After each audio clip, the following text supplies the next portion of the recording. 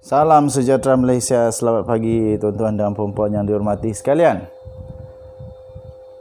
Ebit Liu pastilah nama pendakwah Malaysia yang tidak perlu diperkenalkan lagi.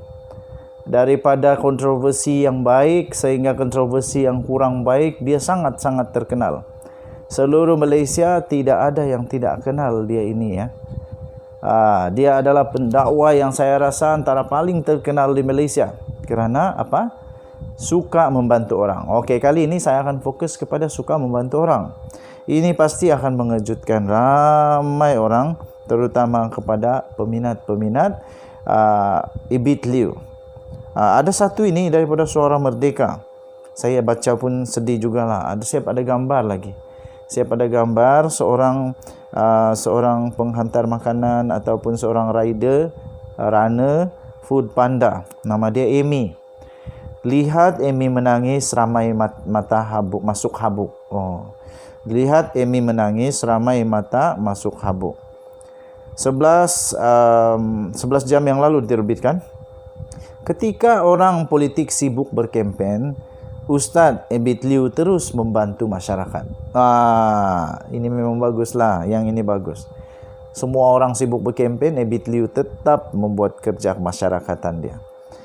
Tanpa platform parti, beliau mudah bergerak membantu masyarakat berbanding mereka yang terbelenggu dengan fahaman politik. Ini kisah yang telah dikongsikan oleh Ustaz Ebit Liu yang memang menyebabkan netizen tersentuh perasaan.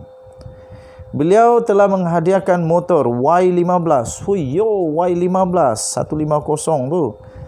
Terjumpa adik Amy kerja menghantar makanan dengan berjalan kaki Panda Walker. Juga pembantu sambilan sebuah restoran. Amy yang berusia 23 tahun adalah anak yatim dan ada anak seorang. Suami dah terpisah. Area Kerinci Lembah Pantai. Terharu tengok adik ni muda lagi cari rezeki berjalan sana sini. Ujian adik sabarlah. Di usia muda dengan usia begini, insya-Allah di sebalik ujian dan kesusahan, kerana Allah sayang kita. Katanya, dah lama ingin jumpa Ustaz. Hari-hari tengok Ustaz suka tolong orang. Tiba-tiba Allah jumpakan di sini. Beri saya hadiah begini. Saya memang tengah kumpul duit nak cari rezeki beli motor, kata Amy. Semoga Allah jaga adik jadi wanita yang soleha dan anak menjadi anak yang baik dan hebat. Terima kasih pada semua sahabat yang bersama kami selama ini, kata Pertubuhan Kasih Umat Malaysia. Okey, jadi siap ada bagi nombor akaun lagi untuk mungkin bagi kamu yang suka untuk menolong dan sebagainya, bolehlah masuk ke suaramerdeka.com. Kamu baca berita penuh ini tentang Ebit Liu.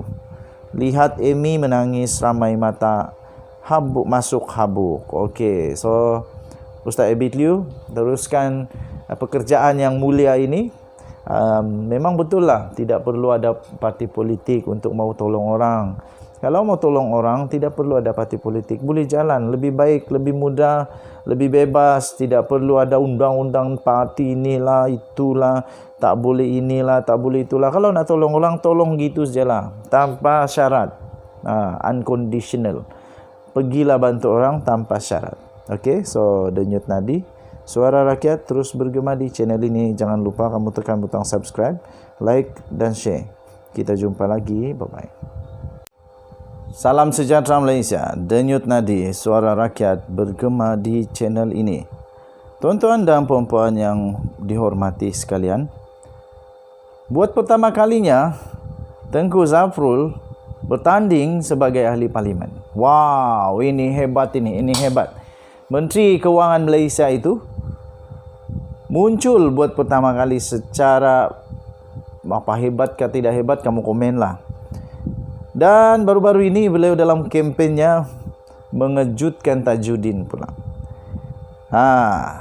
Daripada Malaysia kini, tajuknya dulu pecat Tajudin, sekarang kata bukan masa rombak prasarana. Wow.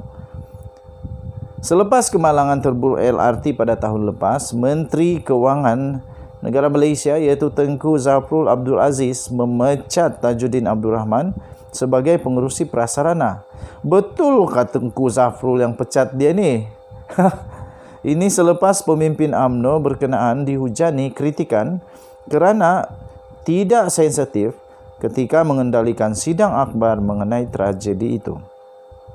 Namun apabila sebahagian besar laluan Kelana Jaya ditutup selama hampir seminggu, wujud desakan sama supaya Zafrul melakukan rombakan dalam prasarana yang dimiliki oleh Kementerian Kewangan. Tetapi tuan-tuan dan puan-puan, yang mengejutkan ialah menjawab gesaan itu, Zafrul berkata sekarang bukan masa yang sesuai untuk berbuat demikian. Memandangkan kerajaan kini adalah kerajaan sementara. Oh, begitu rupanya.